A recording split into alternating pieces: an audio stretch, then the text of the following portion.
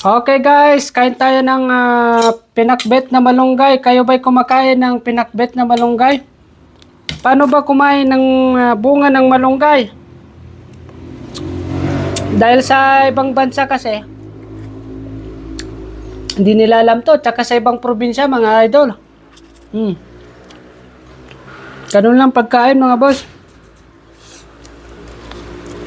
Siyempre, may sahog to na chicharon. Ang sarap. Tsaka kamote, tsaka okra. Fresh lang po sa backyard garden natin. So ganitong pagkain ng bunga ng malunggay mga lods. Una, bubuksan mo siya ng ganyan, ganun. Hanggang lumabas yung buto niya sa gitna. Pag may sauce, pwede mong dilaan. Kung wala, diretso, slide mo na sa ngipin mo. Ganun. Ganyan, may sauce. Okay naman, buksan mo siya, tas dilaan mo. Gayon. Gayon. Kunin mo yung buto muna, buto. Tapos, slide mo yung laman niya sa ngipin. Pero mga hindi nakakalam ng gulay na to, grabe. Subukan nyo itong bunga ng malunggay. Napaka-healthy mga boss. Ayan. Tapos kanin, syempre.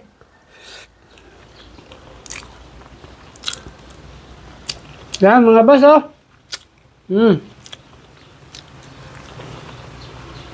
Ayan. Siyempre mga idol, tayo mga Pilipino, pag kumakain, nakataas yung paa natin. Yan, ganyan, no? Ganyan pagkain mga boss.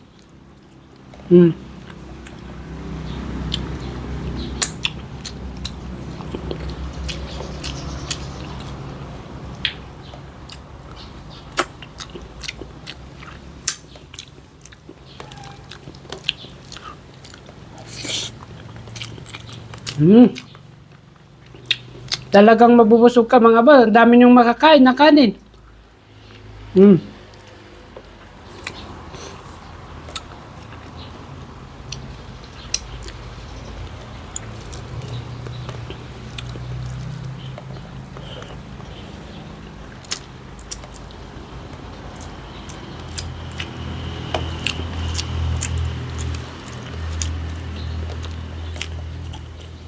Das yung kamote natin.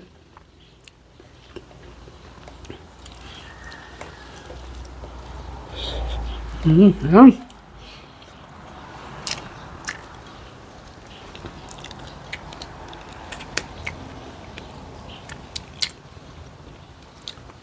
Ngayon ay kuha pa tayo ng ating ulam. Ayan.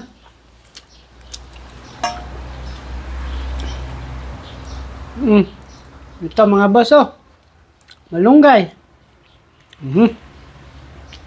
May kain kakapsat, mantan kakapsat. Puni.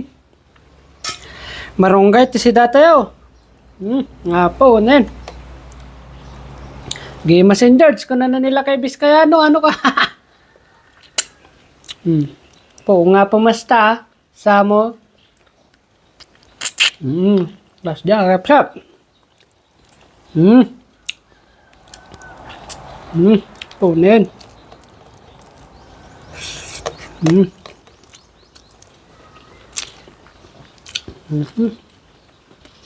Kaya ito, 3 minutes na ba? 4 lang. Stop mo na.